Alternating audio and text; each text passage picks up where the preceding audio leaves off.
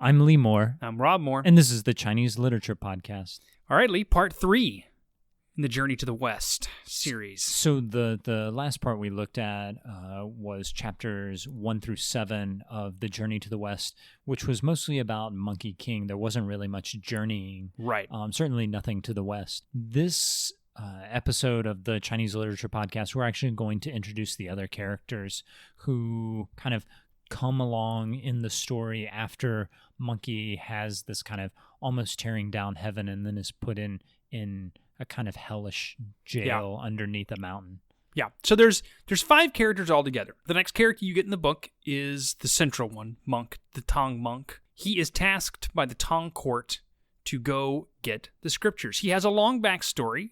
We're not going to be able to give all backstories throughout this novel. It's kind of a murder mystery. It's a murder mystery. The one thing I will say about it is that it is much, much cooler and more exciting than the actual character of Tang Monk. He's kind of boring. Kind of boring. God, he's so boring. He's a weepy, frail character. Anything that happens that's remotely bad, he immediately flips out. And that's a good point. I think that's something we should point out because I know our listeners are going to want to hear that Tang Monk is actually based off of a long tradition in Chinese literature that goes back to one of the first narrative stories really in Chinese literature. That is, Mulian saves his mother. This is a story that was translated or kind of came to China via India through Central Asia via the Silk Road. It's one of the foundational stories in Chinese literature to the point where, I mean, the actual original text was lost. It was rediscovered in the early 20th century by a Hungarian-British archaeologist in the Dunhuang caves, but versions of it had been circulating for almost 1,000 years. Right, and it's the monk in that one is pretty boring too. He just cries. That's his superpower. He's a Buddhist. Yeah. He's a Buddhist superhero. He's like one of the Mystery Men, that old superhero spoof from the 90s. We did a podcast on him, I believe, several years ago. The one the title of that story was just called The Great Magdalyana. I'm butchering that. Saves his mother from hell, and so it's literally about this monk whose personal righteousness and dedication to his family, to his mother, allows him to save her from the clutches of hell. And Tang Monk is kind of the same sort of... He's introduced into the story through his dedication to his family. So he's a committed monk. He never violates those vows.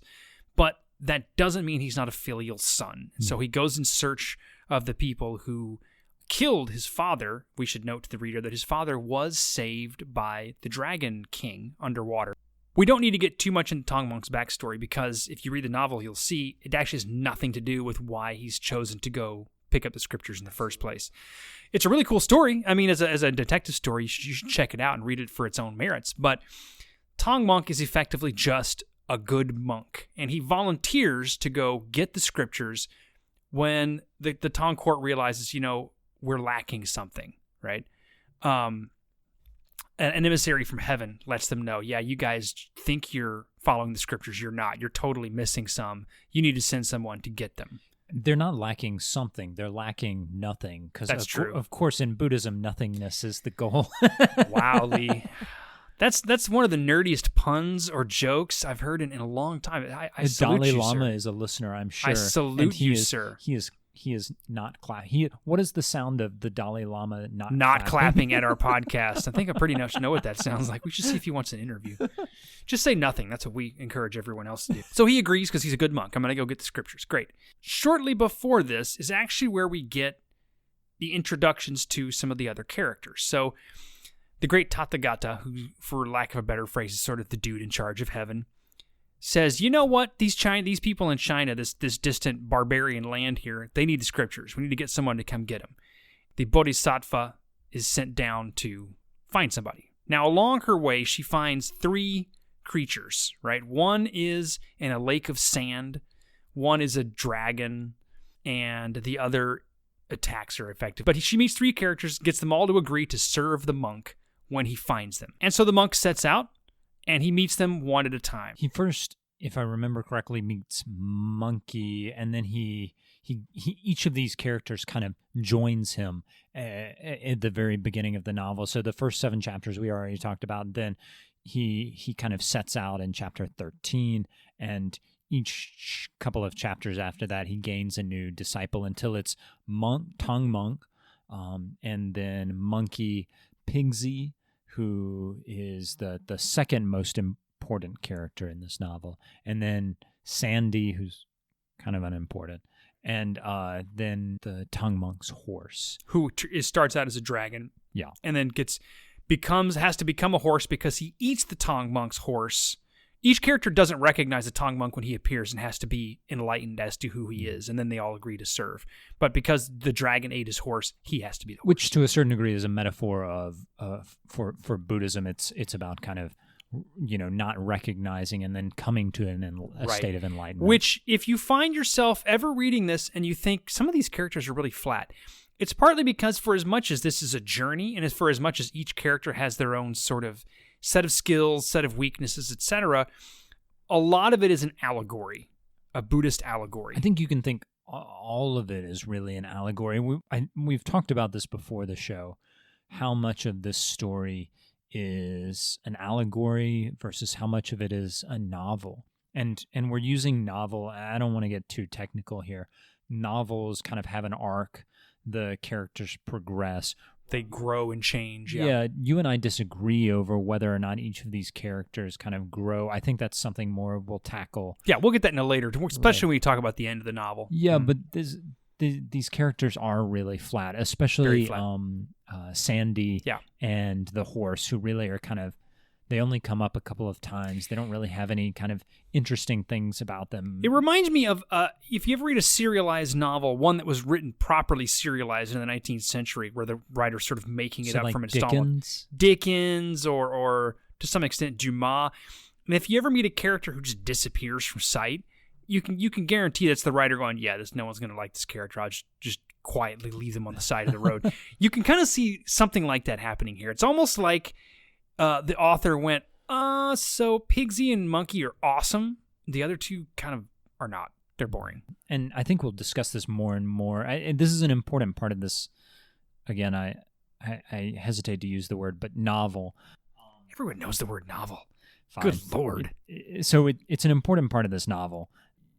We don't know where it comes from, and we do know parts of it come from different places. I mean, I mentioned earlier in the episode, Tang Monk as a character comes from Mulian, which comes out of a series of stories that's transmitted via Central Asia. So we don't know where kind of the characters Pigsy, Monkey, Sandy, and the horse all come from. The horse is actually clearly, probably at least partially, a reference to a very famous horse that Kumarajiva, a famous Buddhist translator who translated the Heart Sutra, and it's still the version that a lot of people in China read today. He translated it from, I believe, Pali into Chinese, if I remember correctly. He was a son of a prince in Central Asia. His family background kind of like spanned Central Asia and China. He was captured, and to a certain degree, I think the horse is just a reference to this historical character important in Buddhism.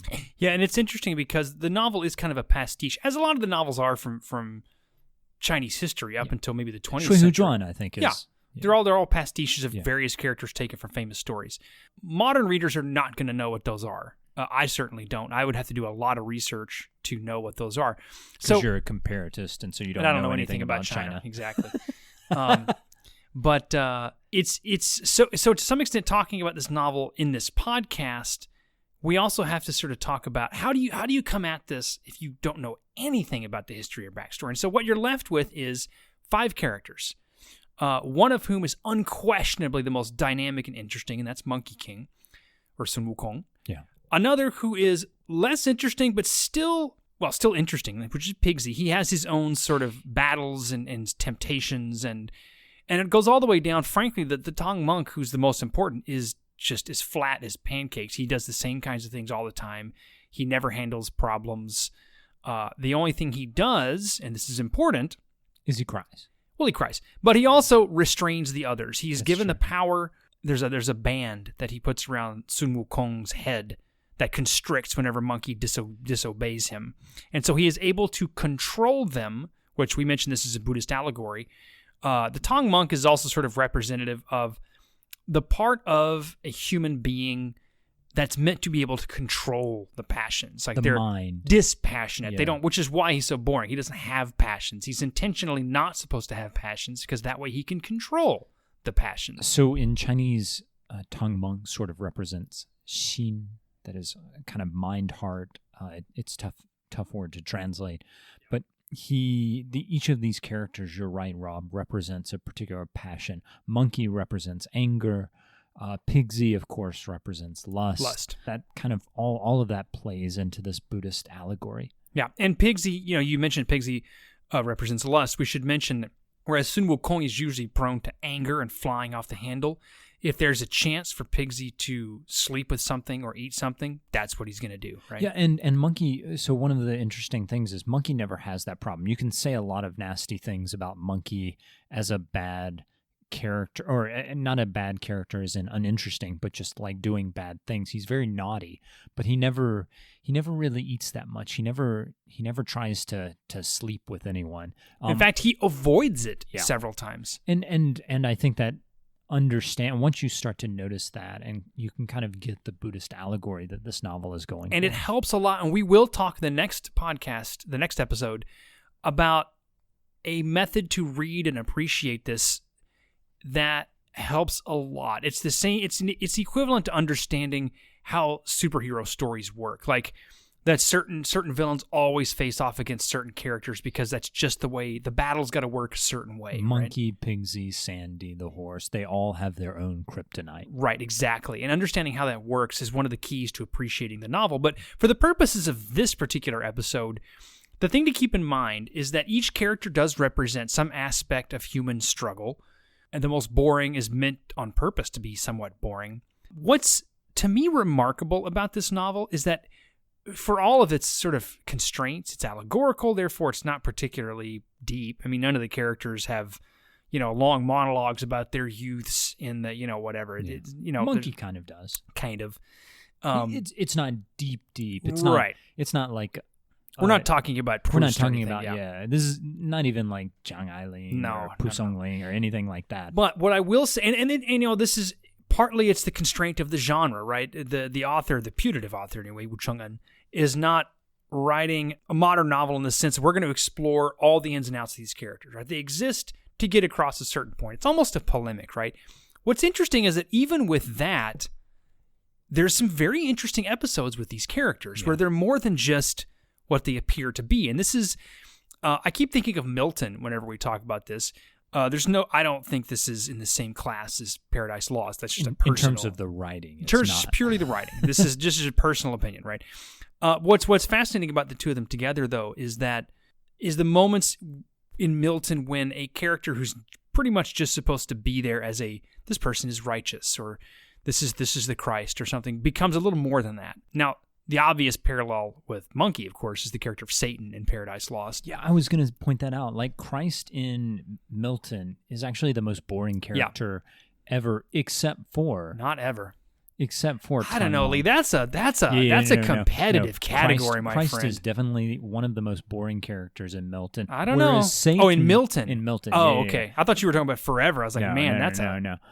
So in Milton, Christ is incredibly boring, even though supposedly he's the hero. And this is what William Blake said, is that William Blake accused Milton of being too friendly with Satan. Right. And certainly when you read Paradise Lost, Satan's definitely the most interesting character, just like Monkey's the most interesting character in Shioji, right? And there's a very similar philosophy behind it, which is if you're going to exalt the hero has to have the absolute biggest, baddest possible enemy, right?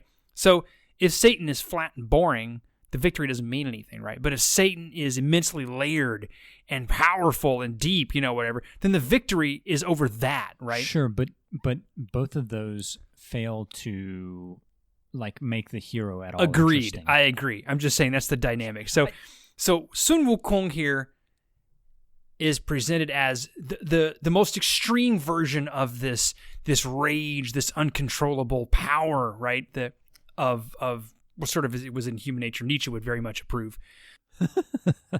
So that in restraining it, it's supposed to reflect that much more on the Tang monk and the Buddhism that he practices, right? Now, does it succeed? Not really. But keep in mind we're looking at 16th century sort of. I hate to use the word novel, but I think of it more only a literary scholar would say.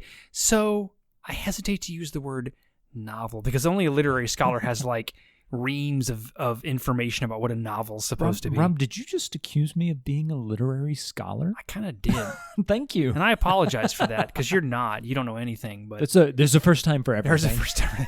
Next time you're going to accuse me of being a historian, and then we'll be on the same boat. No, but it is interesting. You have relatively flat characters that exist to get across an allegorical purpose, but there's some pretty amazing sections in this novel where you go, whoa, this is a little more than just an allegory here. This is pretty interesting. And we talked about this in a previous episode of the series, that this novel, even though we're saying these characters are flat, that's not necessarily a bad thing, right? No. Like Superman is an incredibly flat Very character, flat, so boring. But, he inspired lots of people in the 1950s and 1960s to whatever.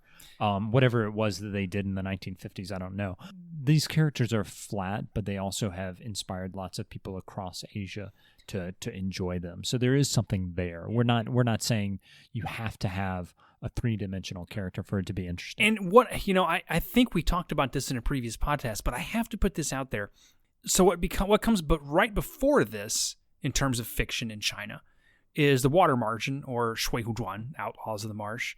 What comes after this is Jin Ping Mei, which is light years beyond what this is. But Journey to the West is pretty significantly beyond what Outlaws of the Marsh is. It's kind of transitional, right? Like in terms of characterization in Chinese literature, and we don't want to get too much into this, but it's actually a good podcast to get into it. But like the Shui Hu Zhuan, the Water Margins, that is a novel where characters are entirely flat. Yeah. You're starting to see some kind of depth in these characters. And you're also seeing a real shift in language. This novel in particular, Journey to the West, has several registers of language. In fact, one of the things that translator Anthony Yu points out is that a lot of English translations wipe out the poetry altogether. And if you're going to really appreciate it as a literary work, you have to keep it in there because it changes the register completely. And one of the things that's interesting about reading the poetry is you realize just how vernacular the language of the story is compared to previous novels. We're seeing a shift in what you can do with how a character talks, how a character acts. When you have an allegory and you have this sort of supernatural elements, you can kind of blow the doors off it. We talked last time about the chapters 1 to 7. One of the amazing things is just the gloves are off. Like, just let him go. Let's see what Sun Wukong does with no restraints whatsoever, right? So the allegorical thing in that case actually helps because, look, let's show what rage really looks like. What's just a total will to power with no restraints? That's the first 7 chapters, right? I've never seen that before this in Chinese literature. And this is one of the things that I've talked about that makes Monkey such an interesting character. I don't see anything before him in Chinese literature that's quite nothing like it. No. And I said this previously, and I still stand by it. I don't have any proof of this, but my suspicion is that Monkey comes from the character of Hanuman in Indic literature, and it's transmitted via the Silk Road from India to China. We don't really have, again, no evidence of this, so this is completely suppositional, but I think that you can see in this character who's completely unlike anything we've seen before in Chinese literature, who clearly is a lot like Hanuman in that he's a monkey and he's constantly making mischief. There, you can kind of connect the dots, and it's not. There's no proof. We don't have that textual chain, but there is something there, and it's really compelling. And it does help explain why this character appears to come out of nowhere. Yes, there are characters in Chinese literature who are very powerful. Yes, there are characters who are filled with rage. There isn't one who just goes completely off the reservation. And this is why it's so interesting. So as we go forward with this series, we have a couple more episodes about the actual content of the novel. But just bear in mind the characters and their very allegorical nature, right? If you are yourself trying to read this at some point along with us or just on your own, and you find yourself going, man, these characters are flat. That's on purpose. And that's okay. And you can look, and the reason I say that's important is because it helps you find the moments when they're a little more than that, where you start seeing in the Chinese literary tradition this, yes, this is the form we're working with, but you know what?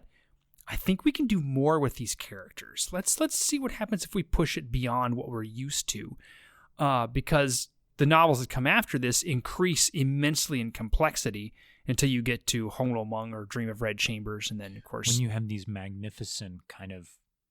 art, Hong Lo Meng is almost not a novel. Almost, but it's a work of art beyond a novel. It's hard to describe it. It really is hard to describe it. Why do we not have a podcast on it? Well, that would be why. It's incredibly hard to do like a short series on something that both magnificent and hard to break down. We should also point out there are other people doing a podcast on Hong Lo Meng. Yes. Rereading The Stone. Yeah, make sure you check that out. We have colleagues working on that. It's really interesting. You definitely go look at it. Make sure you give us a shout out. Make sure you give us a review on your whatever podcasting service you use. Look us up on Twitter, ChinLitPod, Chinese Lit Pod on Instagram, Patreon, our beer fund, Chinese Literature Podcast. Send us an email, ChineseLiteraturePodcast@gmail.com. One of the coolest things about doing this podcast has been getting to contact folks. We get people from all over the world contacting us. We love hearing from you. Love it. It's so much fun. Send us an email. We'll write back, I promise. Yeah. And look us up, leave us a review, and follow us. I'm Lee Moore. I'm Rob Moore. And this is the Chinese Literature Podcast.